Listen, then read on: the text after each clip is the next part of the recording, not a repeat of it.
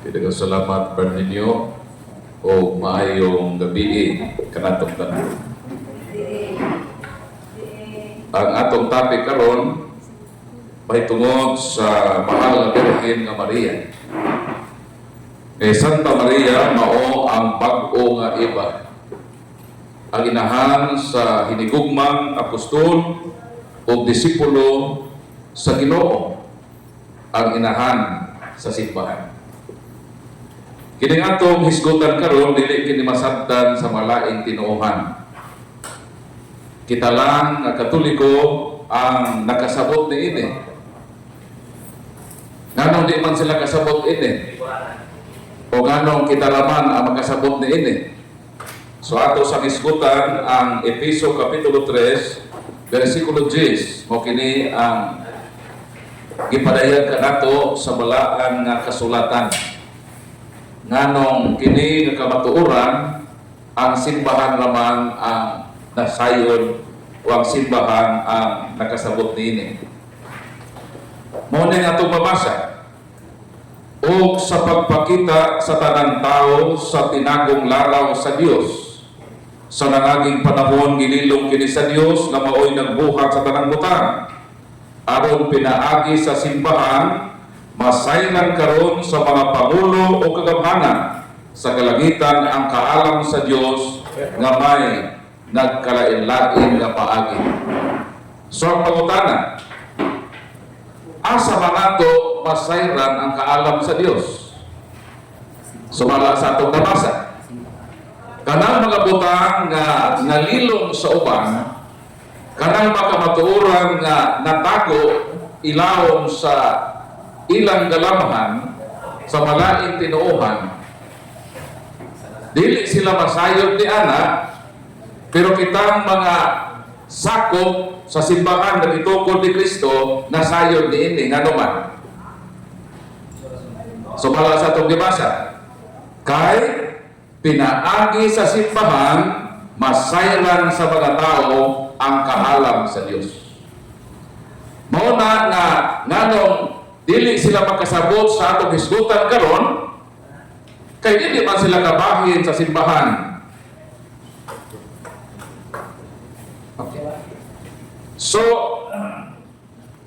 ang pangutana, kini ba kaha mabuha sa pagbasa-basa ng Biblia?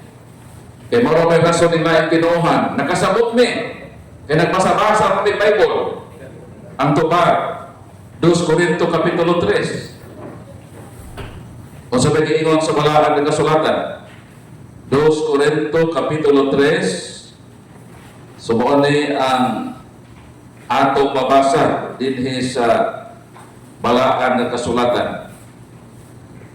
Dili sila magkasabot, kay hangtod ni ining adlawa ang ilang salabutan gitaptapan gihapon sa maong taptap samtang magbasa sila sa mga masahon sa daang kasabutan, makuha lamang ang maong taptap kung ang mga tao mahiusa kang Kristo. Versikulo 15, bisan karon inigbasa nila sa balaod ni Moises, gitaptapan gihapon ang ilang salabutan. Ang pangutana, kung ang simbahan pinaagi niya masayran ang kaalam sa Dios, ang pangutana, ang solusyon, mao ba ang pagbasa-basa o Biblia? Ha? Ang tubag dili. Matod sa atong dibasa, na ay nagbasa-basa. Pero wa makasabot. Nga wa kasabot, kay kitaptapan man ang ilang mga salabutan. Maayo na unta kung ang mata ang nataptapan, ang kabait, kay ang salabutan yun maoy nataptapan. Mao ni lisod. Mao nang bisan sila magabasa, kini atong gibasa karon, ilang pud mabasahan, pero di sila kasabot. Nga naman, karon sa man sila magkasabot. Sabihan, mao sa makuha nga ang tap-tap sa ilang salabutan. Pinaagi man sa unsa? Pinaagi sa ilang pagkahiusa kang Kristo. Kung mahiusa na sila kang Kristo, meaning kabahin na sila sa simbahan na itukod ni Kristo. Kolosas 1:18, si Kristo man ang ulo, ang simbahan ang iyang lawas. Meaning ko na mga tao, mahiusa na kang Kristo diya sa iyang simbahan, dayon ang simbahan, pinaagi man kaniya, masayran ang kaalam sa Dios, sa atong makasabot sila sa kaalam sa Ginoo nga gipabuhatay sa iyang simbahan. So mo na akong premise karon. Nganong di sila makasabot o sa tuwing hinungdan? Ang ilang mga mata nataptapan. Bisan pa magbasa sila, dili sila makasabot. Kano sila makasabot? Sa dihang mahiusa sila sa simbahan nga pinaagi kaniya, masayran ang kaalam sa Dios. Sumato ko sa akong topic karon, si Santa Maria ang bag-ong iba. Nanong nakaingon man ta, na si Santa Maria ang bag-o nga iba? Wala man sa ubang tinuhan. Kita man magkatoliko ang tudlo ini. Nga wa pa nila masabte. Kay lagi, mo balik ko na premise, nga ang ilang pagbasa-basa, way kapuslanan. Kaya ang ilang pagsabot na taptapan. Unless, nga sila magkatoliko sa Manako, wow kasabot ini kanyanto. Iba sa gihapon ko ni ka bersikulo. Pero di man ko para sa simbahan nga gitukod ni Kristo nga diha kaniya gipabuhatay ang kinaagman ug kaalam sa Ginoo. Di ba ko makahibalo? So sa nato pag-resolve, pagpamatuod nga ang mahal nga birhen mao ang bag-o nga iba. Mobalik yun ta sa Old Testament. Kaya sa Old Testament, isgutan ang unang iba. Ang unang iba, asa man nagikan? Ikuha ang unang iba sa gusto ni Adan. Maunang niingon gani si iba nga, si Adan nga, kini ang akong unod, gikan sa akong unod. Bukog gikan sa akong bukog, tawgon ko siya nga babae. Asa na mabasa? Genesis Kapitulo 3. Mauna ang gipamulong ni Adan ngadto kang Eva na iyang asawa. Mabasa na sa Genesis Kapitulo 3 versikulo 23 hangtod sa 24. Ang tawag ni Adan kang Eva babae. Kay gikan siya sa bukog, sa iyang bukog. So nga nung iskutan ako ang unang Adan o ang unang Eva. Kay kining unang Adan o unang Eva, mauni ang atong unang ginikanan. Sila ang atong unang amahan, si Adan, si Eva ang atong unang inahan. Dayon ang role sa ginikanan mo sa man. Maghatag na o maayong kaugmaon sa ilang mga anak. Ang unang Adan o ang unang Eva napalpak. Wala sila makatuman sa ilang principal role nga maghatag o maayong kaugmaon kanato. Kaya kita kaliwat man ni Adan o ni Eva historically. Dito man yun ang linya sa atong pagbudho sa kalibutan. Sila man yun ang unang gimugna sa Ginoo. So meaning, napalpak ang unang Adan o ang unang Eva. Pero, wala mausap ang katuyuan sa Diyos sa tao. Wala mausap ang pagtagad sa Diyos sa tao. Nagpabilin, nagihigugma sa Diyos ang tao. So kay napalpak man ang unang Adan o ang unang Eva, kung sa may giingon sa Ginoo, gibungag sa Ginoo ang gitawag na proto-evangelium. What is proto-evangelium? Proto means first. Evangelium means maayong balita. Pagbayon tag proto-evangelium, buti pasabot ang pinakaunang maayong balita. Human sa pagkapukan sa tao, naglitok ang Ginoo nga bisan pa napalpak o napakyas ang una natong amahan o unang inahan nga mao sa Adan ug sa Eva, apan dunay maayong balita nga nagpaabot sa mga anak ni Adan ug ni Eva nga mao kana kita. Asa man mabasa ang proto-evangelium? Very good. Genesis Kapitulo 3, versikulo 15. I will put enmity between you and the woman and between your seed and her seed. Pangutana, pila gisgotan sa proto-evangelium? Pila ka persona ang gisgotan? Duha. Babae o ang iyang kaliwa. Ang kaliwa, synonymously, anak. Yang imong anak, imong mang liwat, di ba? Nganong duha man, ang litok sa Ginoo sa pinakaunang maayong balita human sa pagkapukan sa atong unang ginikanan. Nganong duha man katawo ang isgutan sa Ginoo? Babae o ang iyang anak, iyang kaliwat. Kay duha man ang hinungdan sa pagkapukan sa tao, mag-asawa, duha pod ang gamiton sa Ginoo, mag-ina, anak ko doon liwat, mag-ina. Ang hinungdan sa pagkapukan magtiayon, ang gamiton sa pagbangon pag-usap mo ng good news, maayong balita, duha pod, babae o ang iyang anak, meaning mag-ina sa Tagalog ba.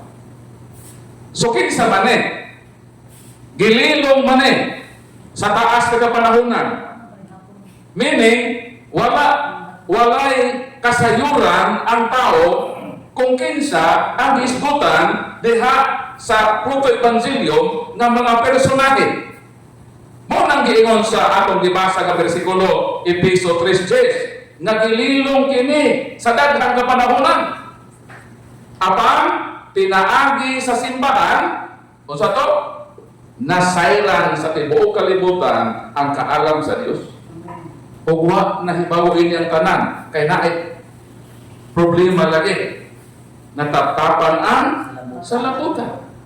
Ang makasabot lang ini kadto lang sako sa simbahan nga nahiusa ka Kristo. O gana mao kitang magkatoliko. Palakpakan nato Ginoo. So kinsa man ang gisgutan sa proto-evangelium sa balang kasulatan gisgutan ni San Pablo din his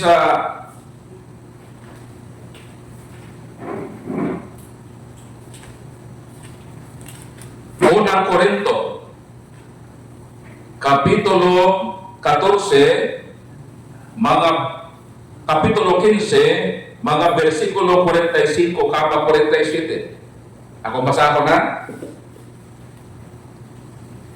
Kay ang kasulatan nag-ingon, ang unang tao nga si Adan, gibuhat nga buhi. Apan ang katapusang Adan, mao espiritu nga naghatag og kinabuhi. Versikulo 47. Ang unang Adan gihimo gikan sa abok sa yuta. Ang ikaduhang Adan mianhi gikan sa langit. Pila ka Adan ito sa bersikulo? Pila ka Adan? Duha. Ang unang daw nga Adan asa gikan? Gikan sa yuta, giumol sa Ginoo, gihuypan, nakabaton og kinabuhi. Pero naay ikaduhang Adan. Ikaduha, dayon, katapusan. Nganong katapusan naman? Kaya wala may ikatulo. Sabi ko, nganong si San Pablo maingon na ikaduha o katapusan? Kay kanang ikaduhang Adan, wala na ikatulo, siya na katapusan. So duha na ika-Adan gisgoto sa Bible. Kinsa una? Katong Adan na unang gihimo sa Ginoo, gikan sa yuta, apan ang ikaduhang Adan gikan sa langit, nagahatag og kinabuhi. Kinsa man? Si Kristo. So meaning si Kristo ang ikaduhang Adan. Sa ato pa kadtong unang Adan nga napapa na ay replacement. Nakasabot mo? Ang replacement mao ang Sabbath. Mo usab titiyo sa napakyas nga katungdanan kung role sa unang Adan. Karon, kung dunay ikaduha o katapusang Adan, duha man ang gisgutan dito sa Puto Evangelyo, ang pangutana, kung si Adan na ay replacement, kinsa man ko'y may hulit sa role na iba? Wailain, kundi si Ave Maria, palakpakan na Ginoo.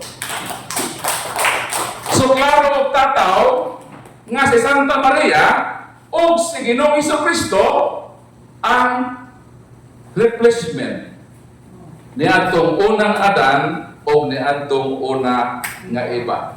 So kung si Kristo ang bagong Adan, therefore si Virgin Maria ang bag-o nga iba. O salamat sa Ginoo, kitarang Katoliko ang nakasabot ni ini. Nga nakasabot man ta? Kay ni amanta nahiusa sa simbahan ang itukod ni Kristo. Palakpakan na Ginoo. Kung makabasa mo sa Old Testament, especially sa propesya ni Isaias, Isaias kapitulo 9, versikulo 6, sa may giingon.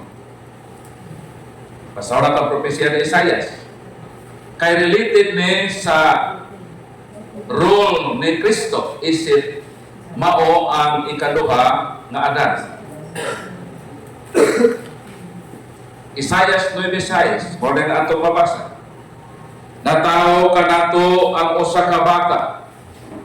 Gihatag ka nato ang usa ka anak ka lalaki. Og siya magmando sa tanan, og kanlan siya maalamong magtatambag. Diyos kagamahanan, amahan nga hantod sa kahangturan, prinsipe sa higdait. Kinsa man eh? Kinsa ne? Si Kristo ne. Unsa daw si Kristo? Everlasting Father. Amahan nga walay katapusan. Ang pangutana, unsa may meaning ini? Asa man ne applicable? Kay gamiton na ba sa mga wanes? Idugtong nila ang versikulo 10:30 sa Juan. Nga maingon si Kristo, ako o ang akong amahan o sarat. So si Kristo, damora po ng amahan. Ako ilang isukit na versikulo. Tanawa si Kristo, amahan, walay katapusan. Di siya lagi ang Diyos na amahan. Mao man ang meaning sa 9:6 sa Isaias? In the Holy Triune God, there is only one God the Father. Episo kapitulo 4, versikulo 6, usa lang ang Diyos na amahan. Dili pwede nga si Kristo mahimong Diyos na amahan. In the Holy Triune God, in the Holy Triune God, there is only one God the Father, and Jesus is God the Son. Ang pautana, unsa may meaning ani Isaias 9:6, asa man applicable ni iyang pagka-everlasting Father.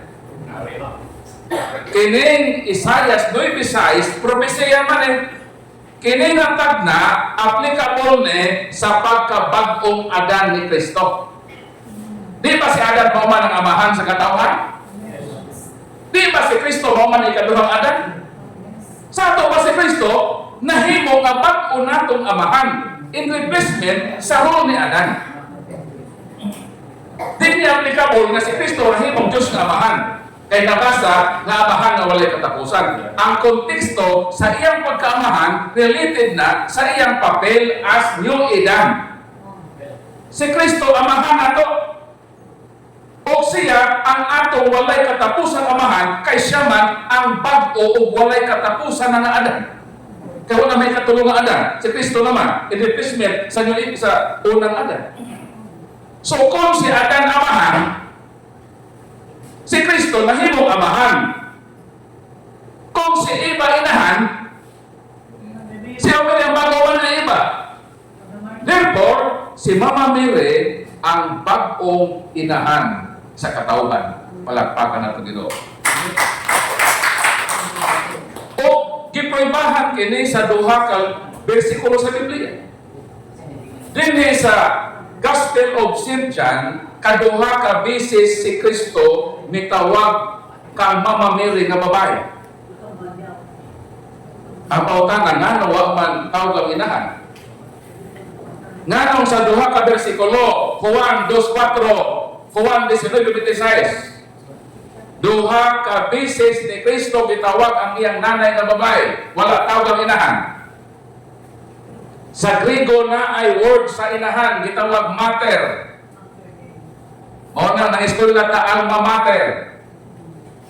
Ang ato alma mater ang inahan nato nga eskwelahan. Ang alma mater nato. So na ay inahan, na ay word nga inahan sa Griego mater.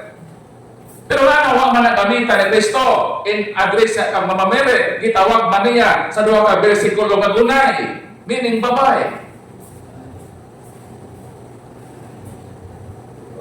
Aron pahimug-atan, aron i-emphasize nga kadtong babae sa Old Testament mauna ang mahal nga Birhen nga Maria. Palakpakan na Ginoo.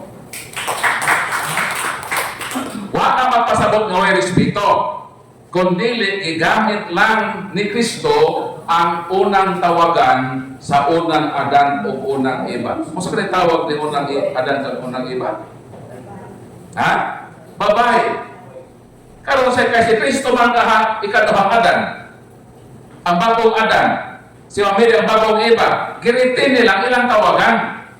Wala usbaba. Dahil kanang paglitok ni Kristo kang Mary nga babae, panghimugat ba nga siya ang babae nga iskutan sa proto-evangelium nga dunay babae nga nailiwat. So may nganong kaduhaman gilitok ni Kristo dito sa wedding at Cana sa Galilee, nakato ko sa Galilea sa Cana. Ikaduhang higayon dito sa Calvary, nakato ko sa Calvary, asang si Kristo kilansan sa cross. Nganong gilitok man ni Kristo dito? Kanang word ng babae. Ang tubag mo ni.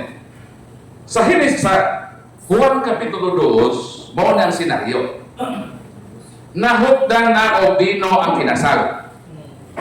Si Mama Mary, si Jesus, ang mga apostoles, imbitado. Pag imbitado ka sa kasal, wala kay labot sa arrangement sa kasal. Ang imo lang yung role, kung giimbitar ka, mukaon ka, o inom ka sa ilang madinalit, di ka pwedeng pahugason. Di ka pwedeng palutoon. Di ka pwedeng mag-serve of wine. Ang imo radyon, muling ko na kaugbukaon. Karon unsa may gihimo sa mahal nga Birhen nga Maria? Pagkahibalo sa mahal nga Birhen Maria kawa kay bino, nigawas ang iyang motherly concern. Kana bang inahanon nga kahangawa? Di ba? Kana dito sa inyong panimalay, kung pamilya mo, pananglitan, ang bata wag na gatas, sister, o sa may sulti, sa imong bana. Muhong-hong dayan ka na, darling, honey, sa may imong tawag na imong kapikas, love, wag na labay gatas. Sakto ba to? Pananglitan ang panimalay, wala na ibugas.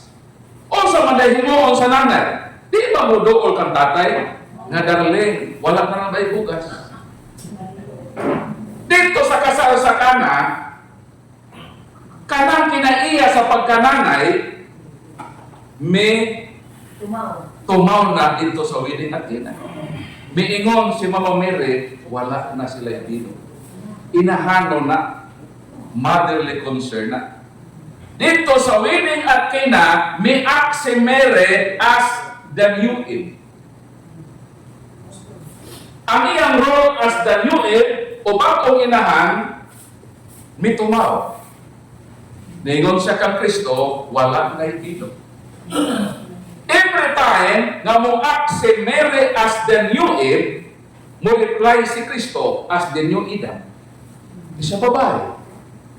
Meaning, ni-act na ka as the new Eve. Ang babae na ka. Ikaw na si new Eve. So, di ko matawag sa imong nanay. Tawag ka na babae. Kaya may akto man ka as bagong iba. Kung manitawagan sa unang ilanok, unang iba, yung siyang babae. Mauna, nganong mitawag siya na babae kay may act si Mary as the new Eve. Pero kung si Mary dili mo act as the new Eve, mabalik sila sa ilang tawagan. Na nanay. Waman si Mary Moab. Suman ang tubag. O mauna ang nagpahimugat. Mauna sa Bible na word for word translation, the best hinuuna na translation na babae yun ang isulat din ha. Kaysa dynamic equivalent, ibutan ka naman na mother. Mother naman lang sa ubang naman translation. Pero sa original ana, woman yun na. O mas sakto yun ng mother gunay, kung babae, aron ipahimugat yun na si Mary ang bagong iba. Karon, dito sa 1926 sa John, nga milito ko naman po si Cristo ang babae. Naon sa naman po na dito sa Calvary. Ito ba maunin? Sa diyan si Cristo, ang sinabi yung maunin. Sa diyan si Cristo, dito na sinutanan na sa cross. Gidaan dito sa cross, kay silutan na kamatayon, ilansang na dito sa cross, ang ubang mga apostoles, nanago. Dito sa tinakpan ng mga kwarto, kay nahatlong sila, nabasin sila na po ang isulod sa Ginoo sa paglansan. Ang mahal na Birhen na Maria, kay nanay man lagi, hindi niya pwede talikdan ng anak. Sakto ba ito? Kaya ang tinuod na inahan, ang iyang serbisyo from womb to tomb. Mananay ha? Kabalo naman sa inyong role ha? Kung sa mga nanay, ang tinuod. Pero kanang mga nanay, nga human, pag inuwag-uwag, mabuntis, ibilin dito sa kanto ang bata, di ang tinuod na nanay. Hayop na. Ang tinuod na inahan, ang iyang pagmahal sa iyang anak, gikan sa taguangkan, hangtod sa lugnanan. Gihimo ka na sa mahal na Birhen? Wala yun niya biyai si Kristo. Tuas siya sa tigilan sa cross. Monang sa pita bito nga larawan. Hangtod na si kang pagkanaog, gisapnay sa mahal na Birhen. So meaning si Mary, tinuod yun nga nanay. Nagpakananay yun siya kang Kristo. Bahala ang mga sumusunod sa Ginoo ng lakaw, siya di siya pwedeng mutalikod sa iyang anak. Kay tinuod man siya kay anak. Mingon man siya dito sa Annunciation, fiat mihi secundum verbum tuum. Di otras kondom ha. Let it be done to me according to thy word. Buhaton man niya. Dawaton man niya iyang role as inahan sa ni Kristo, as mother of God, as mother of Christ, as mother of the Redeemer. Kung dili pwede si Kristo, si Mama Mary, musibat sa iyang role. Ipamatod na niya na tinuod yun siya na nanay. Karon, nganong dito sa cross, ang nakaabot dito, mauman si John the Beloved, ang pinakabata na apostol sa Ginoo. Si John the Beloved ang pinakabatanon. Kung bata ka, ikaw ang talawan, di ba? Pero kadto mga apostoles ng mga tiguwag na, mamahilaw na una-una o pangliba. Pero ang sigurado yun, na makaabot sa cross, maog yun, ang iyang inahan, ang mga Birhen na Maria. Karon, nga nang pulitok si Jesus, nga, woman, behold thy son, and son, behold thy mother. Nga nung nakalitok man anak ang atong Ginoo. Pwede ba itaas ka para ang boses mo? Ito takuha sa akong record. So, proceed ko no. Ang atong tubagon ng pangutana. Nga nung sa ikaduhang higayon, militok naman po si Kristo. Address sa iyang nanay nga uman. O sa pala atong na-learn sa 2:4 sa uwan, nga no ganing gamito na ni Jesus na address nga uman, o sa ganito kanong gamito na niyan? Ni-follow mo sa akong diskutan? O sa ganang reason nga nang si Kristo mong tawag o babae sa mahal na Birhen? Ha? Kor moak semere as dinyoel. Tawagon siya nga di na babae. Doon pasahis nga siya ang babae dito sa Old Testament. Karon, nganong gitawag naman po siya sa Kalbaryo nga babae? Niak ba siya as dinyoel? Yes. Muna ito, tubag ito. May tubag na si Prong Elias. So muna ito ba? Ang makaabot sa cross, number 1 yun, mo yun ang nanay. Pero nanong sa 12 ka apostoles, imay no si Judas, kay nabot ito ko na ora. Nanong sa 11, isa pa nakaabot sa cross. Sa puyo si Juan eh. Very good, yung mong yun ha. Mo na ito ba? Sa diha ng mga apostoles, nanibat na, si John the Beloved na ay nilain na kinaanman. Wisdom ba sa English? Wisdom. Kung saan man yun na makaabot sa cross? Kung saan man may sekreto yun? Kamok ka sa sekreto kung makaabot sa cross? Ha? Oo, lagi. Kinagyan mo ulit lagi. Si John the Beloved, giresort niya ang issue. Kinsa man yun ang makaabot sa cross. Ang tubag ni Brad, walain yun si Mary.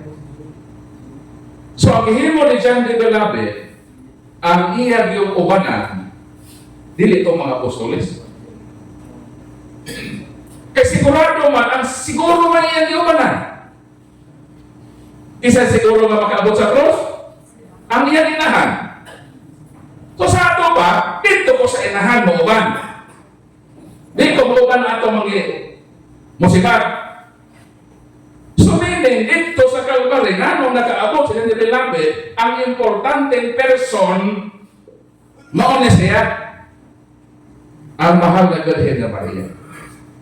Kung wala si Mama Mary, imposible na si John the Beloved makaabot.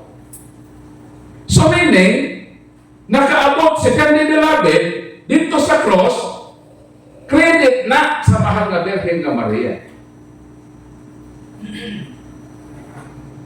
Nganong si John the Beloved man ang makaabot dito sa cross, si Kristo o John the Beloved, grabe naka-close. Kung sa ato karoon na term, BFF? Ha?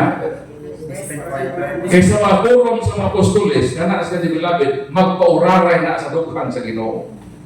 Walay apostol nga gigamitan og term nga magpauraray sa dukhan ni Kristo. Si John the Beloved na. Karon ang Ginoo gilansang man sa cross, nag-antos man siya. Sama man nimo nga nag-antos ka, wa ka sa ospital. Daghang ka amigo, 12 por kabuok. Na ako'y uban, nag-try doon na nimo. Dili ba mosalingit ka sa imong galamhan? Asa lang ako mga amigo. Panahon nga ni ako nag-antos sa ospital. Wa man lang niduaw na ako. Di ba usahay maka-feel ka na pagbati?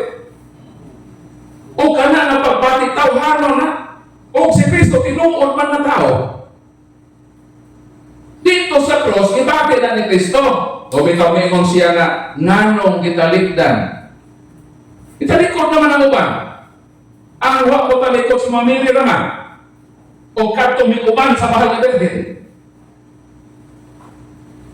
So sa pagdala, sa pag-abot ni John the Beloved, kaya maon na ang pinaka-beloved ni Kristo, kung sa kaha nakalipay sa Ginoo, na naadi ay iyang tinunan, ang iya pagyong ni Beloved one, ang nakaabot sa cross, tungod sa mahal na Birhen na Maria.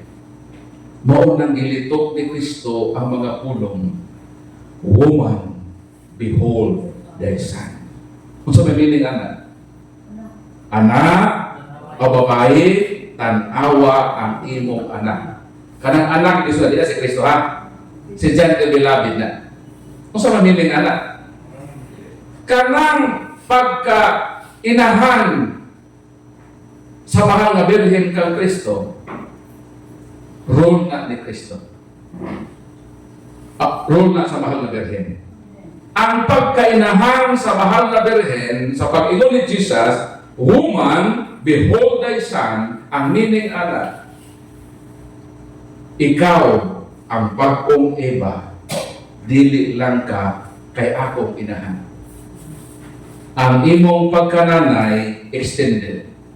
Inahan pod ka sa ako nga tinun-an.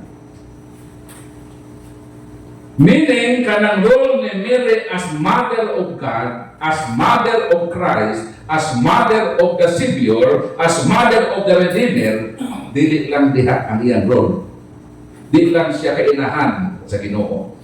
Ang iyang pagkananay extended sa tanan na hinigugmang disipulo ni Kristo. Meaning, kanang role ni Mary, gihatag na ni Kristo.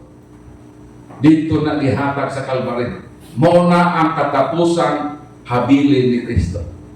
Kaya kanang mga pulong mag-ilitok ni Kristo sa Siete Palabras, mao na ang pito kakatapusang panugon. Di ba kanang mamatay na ka na kayo panugon? Kanang Siete Palabras, mao na ang pito ka mga panugon sa Ginoo. Kay panugon man, tumanon sa kitugunan. Sakto ko dili. Kaya gitugon man sa pamilingas, woman, behold thy son, buti ba sabot, babae, ati mana, ang imong anak.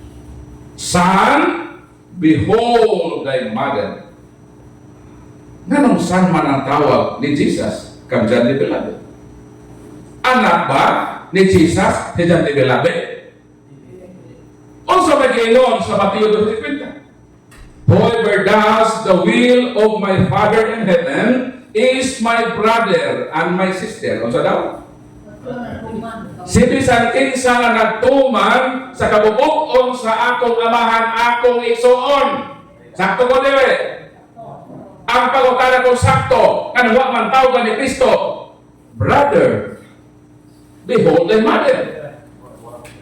Ano ang tawag niya? Son man. Tubag kay siya ni as the new Eden.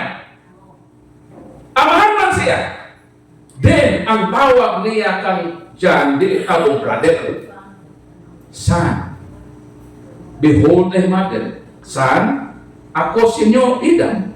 Ako ang imong bagong amahan. Kay napalpak tuon ng Adan, manang itubos ka mo. Son, behold your mother. Kini nga woman, mao na woman sa Old Testament, mao na ang danyuin. Mao na meaning ana nga mga words. Di man na masabta sa Protestante.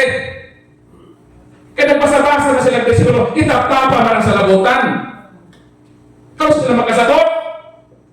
Kung mahinuusan na sila sa lawas ni Kristo ang simbahan, kay kasimbahan, di pabuhagay ang natagong kinaanman na di yun masabtan, bisan pa magbasa-basa ka kung naa pa ng taptap.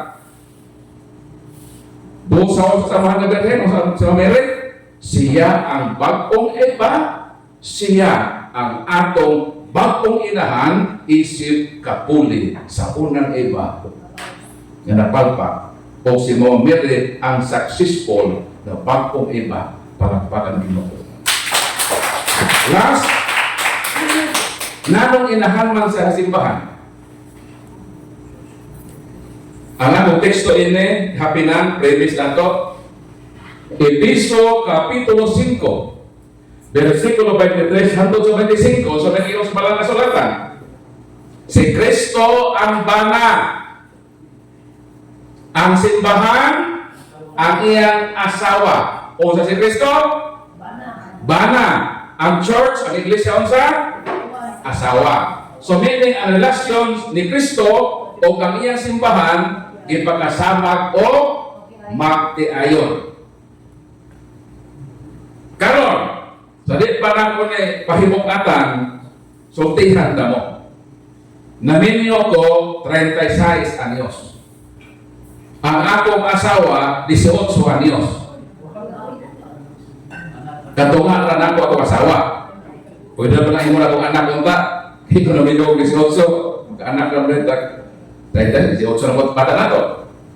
So kung ang akong asawa 18, ako 36, ang akong asawa panganay, 11 mo din masagot. Di mo kasagot ko din eh. Sa lihang ang akong asawa na minyo 18, siya ang panganay, 11 mo din masagot. Okay, sabot? Very good! Sakto lang ito ba? Kaedad niya sa iyang nanay. Sa uyap pa di ko mabawa kong nanay niya. Ako ba anong nanay na kaedad naman sa ilahan? Di ka ito ba nang ulit ako ako sa ilan? Saligan na magulmin. Ang akong balay, o ang balay ng lipuyan sa isoon, o ang balay na akong asawa, likod ra. Kaya bimo man ang Ginoo, love your neighbor. So man na ito, ako nang tumanon. Atong pakas na nato silingan. Mapigil sa Ginoo. So natuman ko na. So sa nangyayag ako, never dito ko tawag sa nanay sa akong asawa. Sa palit mo ito. Papupupunan ninyo. Kasi para mo kita. So imong tawag ko sa ngalan sa diba? Masipog man tayo, maulap man tayo. Pero nausap ang gakan sa kinabuhi. Sa dihang gikasal namin, mosugot man ko sa dili, mosugot man siya sa dili, obligado na ko motawag niya nga nanay o mama. Nga naman? Nga naman? Tukod na rin. Nga naman maobligan na ko, mosugot man siya sa dili, mosugot ko sa dili, motawag ko niya nga mama. Nga naman? Tuon na sa among relasyon, isip pa natin ayon. Obligado ko motawag. Nga naman ako nag-share din niya. Kung ano daw, ano, baru yung mga nagpapil-apil na yung kinabuhi, so may relasyon na sa itong versikulo. O sa kaingon sa itong ibasa ka versikulo, si Kristo ang bana, ang simbahan iyang asawa. Ang pagkakana sa Esther, o sa may tawag nemo, sa inahan sa imong bana. Buhay ka, ugaman, maganda ka. Balik ko lang ha, si Kristo ang bana. Kung si Kristo? Kisa yung asawa, ang simbahan, Esther, minyo ka dili. O sa may tawag nemo, sa inahan sa imong bana. Mama. Sakto na. O sa tawag nemo, sa inahan sa imong bana, mama. Karon, kung si Kristo ang bana, kita ang simbahan asawa ka ni Kristo. Kisa may nanay ni Kristo. Kisa inahan ni Kristo. Si Mama Mary, kung asawa ka ni Kristo, ang nanay sa akong bana, si Mama Mary, o sa may tawag nato, sa inahan ni Kristo na si Mama Mary.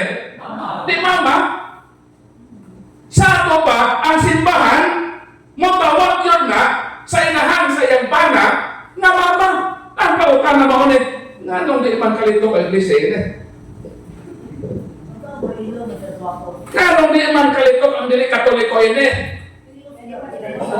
Kay, dili sila mga asawa ni Kristo. Di kayo sila po din tawag kami. Mga bit pa rin si Kristo. Walang karapatan ng mga kabit. Esther, ingnan imong bana. Walay katungod ang mga kabit nga mong tawag sa inahan sa imong bana nga mama. Ikaw lang ang sister. Ngano man, ikaw man ang asawa sa imong bana. Nganong kita makatoliko, kita lang ang tawag kang Mama Mary nga mama. Kay kita ang tinuod na simbahan, kita ang tinuod na asawa ni Kristo. Walay karapatan ang Iglesia ni Kristo. Ang mga saksi ni Jehovah kay wala sila'y relasyon kang Kristo. Kita lang nga simbahan nga naay relasyon sa Ginoo diya sa panagtiayon ang dunay katungod nga motawag sa mga birhen nga atong Ama. Amen. Nanong isa ra ka simbahan nga motawag kay isa naman kaasawa ni Kristo. Maunang kining atong pag-recognize kang Mary as Mama Mary, as our mother, that is an indication that we are the true church founded by Christ. Ang tinuod na simbahan, ang asawa ni Kristo. Palakpakan. Nganong ako din nasabta, kay ni amang kahasimbahan nga gitukod ni Kristo. Kay kung wa pa mo ili na simbahan na, di mo makasabot. Kay gitatapan ang inyong salabutan. Ang atong gibasa o ang ilang gibasa maura. Ang kalahian lang mao na nagbasa-basa sila na naitaptat. Kita na nagbasa, wa may taptat. Lahit naman kaayo ni magbasa ta. Kamu may antipara, ako may antipara. Asa may parihan o lahit? Lahit. Kana magag may litra? O wa kay magnifying glass? Di ka kabasa. Isa man di mo ko pasatan. Pero maaga para na magnifying glass na muda ko ang litra, isang gamay, makasabot ko. Sa ato pa, nga nung isa na may Bible, brad ko, na lahi-lahi ang interpretasyon. Kaya duha lagi ka klase na nagbasa, isa lang dibasa. Moro man yung Bible, lagi yung Bible lang dibasa, moro man kapon eh. Nga nawa ka sa to? Kitap-tapan. Anong kitap-tapan? O karon sa buong tap-tap? Sa dihan sila, mahiusan na ka Kristo. Muna kita mga Katoliko, nga watap-tapi halang, atong dabiton ang mga dilit Katoliko na nagkarap-karap sa kamatuuran.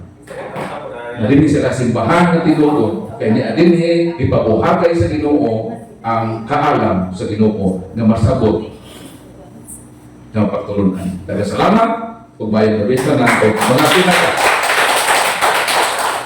O katuwag libro, libre 45, anak ko yung lagi hapon. Pwede na po utangon, sunod na po si Mana. Ini amang ko din eh, ganahan ko. Ha? Sa? O, mautang mo, ilista lang dito na tuwan. So, muna sa tanong kay mga pisala dito ng istorya. So, dengan salamat, pagkalaygon ang Ginoo. Adios.